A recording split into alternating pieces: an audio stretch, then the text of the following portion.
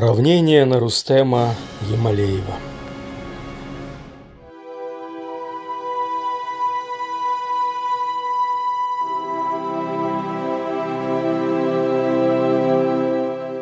Наверное, нет в татарском мире такого политика или общественника, который не был бы наслышан о многолетней национально ориентированной деятельности главного московского татарина Рустема Файзовича Ямалеева. Сегодня Ямалеев руководит большим пулом общественных объединений, куда входит легендарный штаб татар, новый флагман Национальный конгресс татар и тюркских народов, ряд культурных центров, Центр национального развития татар Московской области и Татарский национальный центр Московской области, имеющий свои структуры в 14 городах Подмосковья. Несколько национально-культурных автономий Юго-Восточного административного округа Москвы и подмосковного Домодедово, а также историческая организация «Клуб деловых людей ДЛ-16», с которой это все и начиналось, созданное еще советским лидером Татарстана Фикрятом Табеевым и завещанное Рустему Ямалееву как идеологическому наследнику отцов-основателей татарского национального движения столицы, уходящего своими корнями в далекие послевоенные годы. Все организации пула объединены единой целью – развитие татарской нации через сохранение языка, традиций и культуры. Большое многообразие форм и методов работы позволяют охватить все слои национальной столичной общественности, которая может выбрать себе самый удобный формат участия.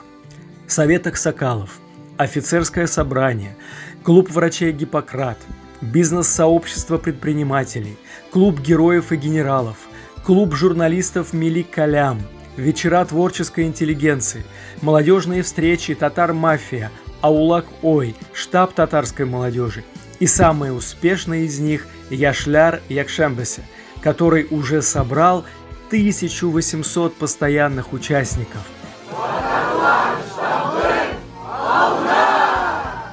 Все эти и другие проекты объединяют татар, башкир и представителей иных тюркских народов, популяризируют все национальное. Эти встречи нужны людям, и вряд ли в Москве есть еще другое такое открытое и дружелюбное татаро-башкиро-тюркское пространство.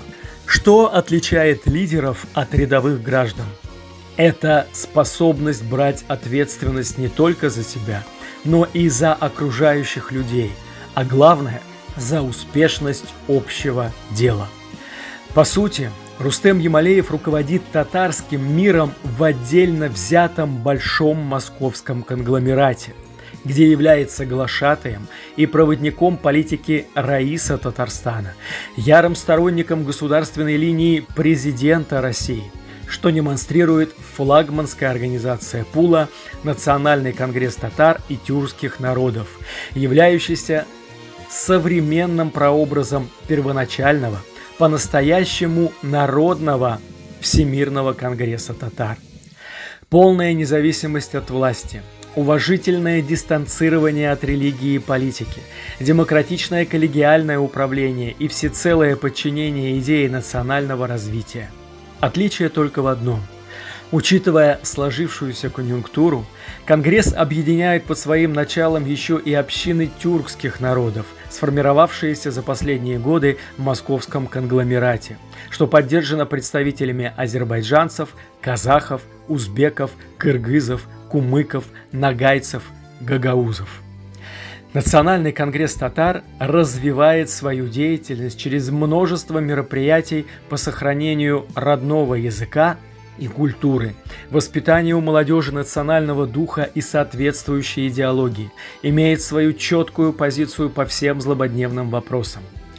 Это результат коллективной интеллектуальной генерации мнений видных представителей татарской нации и тюркских народов московского региона.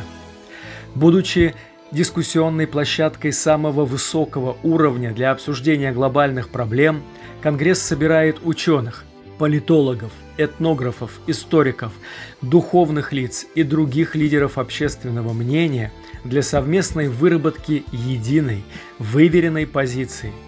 Являясь неотъемлемой частью глобального татарского мира, Национальный конгресс татар, в полной мере осознавая свою ответственную роль в деле национального самосохранения, продвигает татарские вопросы в Москве, а также является надежным партнером Всемирного конгресса татар во всех масштабных социальных проектах и программах с широкой зоной ответственности по целому ряду направлений работы, еще не охваченными ВКТ и полпредством Татарстана в Москве. Возможно, объединение тюрков под флагом Национального конгресса татар является одним из самых важных достижений Рустема Ямалеева за его почти 30-летнюю общественную деятельность в Москве. Имя Ямалеева уже сегодня стоит в одном ряду с такими выдающимися историческими личностями, как Абдулхан Ахтамзян, Равкат Галимов, Мухаммад Миначев, Карим Шакиров, а также Азат Шаймулович Зияддинов, сторонником и продолжателем идеологических воззрений которого является Рустем Ямалеев. Здесь важно отметить, что деятельность Ямалеева всегда имеет четкую направленность на усиление авторитета Раиса Татарстана, на содействие реализации политики руководства республики и страны в целом в московском конгломерате, на популяризацию деятельности Всемирного конгресса татар, объединяя татар, формируя языковую и культурную среду. В ряды национального татарского движения столицы Ямалеев сумел привлечь многих аксакалов, ученых, деятелей культуры, духовенства, генералитет и, что особенно важно, героев России и Советского Союза. Залогом этого стали его теплые отношения с генералом армии Махмутом Гареевым, народным артистом Татарстана Ринатом Ибрагимовым и многими другими выдающимися сынами татарского народа. Конечно, значительная доля успеха Ямалеева принадлежит окружающим его людям из числа активистов организации Пула, которые поверили ему и идут за ним многие годы, а самые стойкие из них вместе с ним в Москве вот уже 28 лет. Ямалеев – частый участник мероприятий Общественной палаты России, Ассамблеи народов России, Духовного собрания мусульман России, различных общественных советов.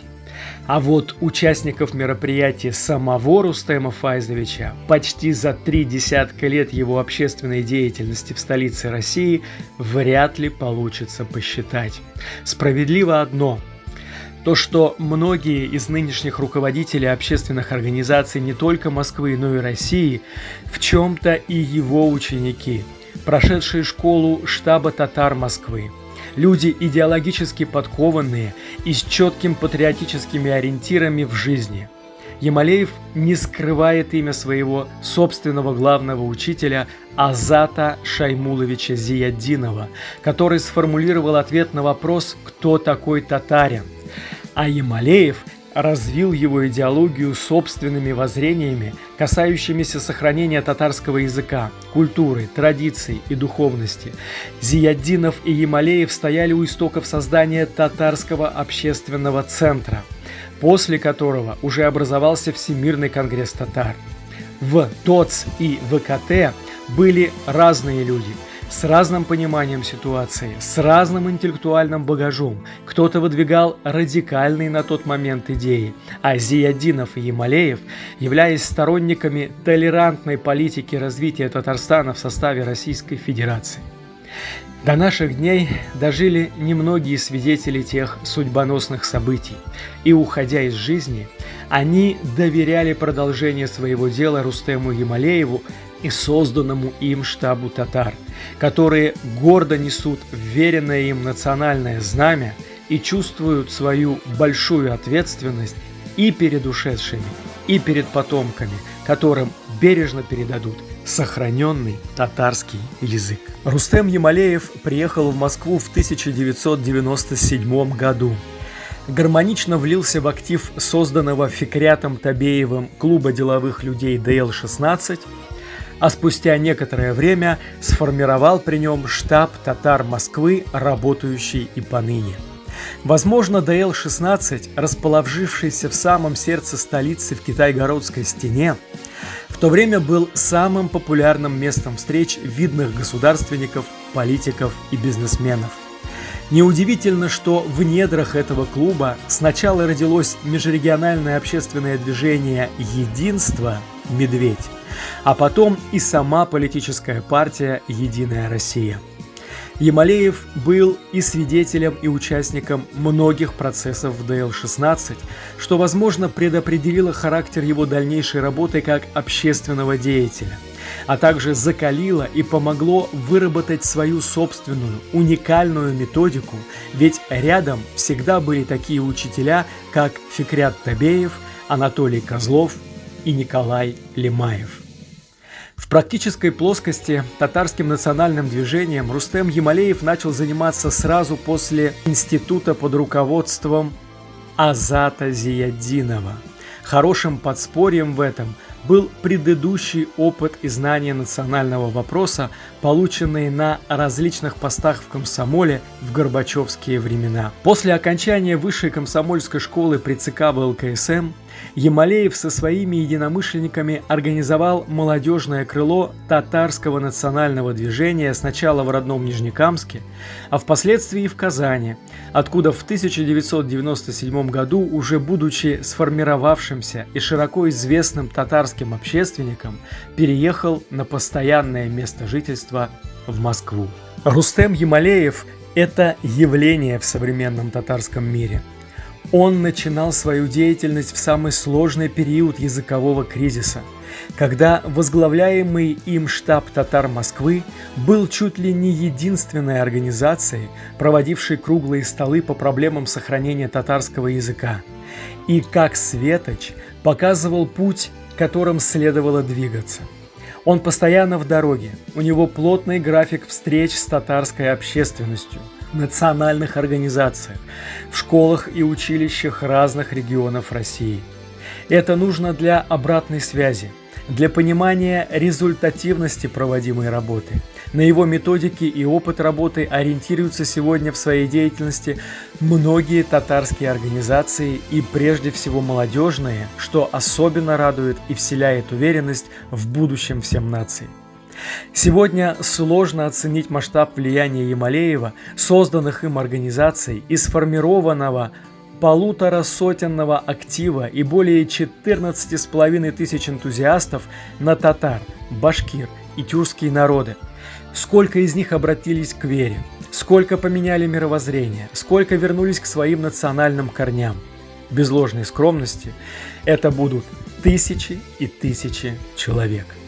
Возможно, поэтому Всевышний Творец избрал его для дарования православным братьям-христианам святого места в селе Красный Бор Агрызского района Татарстана, что стало уникальным событием для верующих и неожиданным откровением для самого Рустема Файзовича. Они плакали, они говорили, не можем спокойно умереть, пока вот этот вот 3 вот этих бугорка лежит, хотя бы огородите.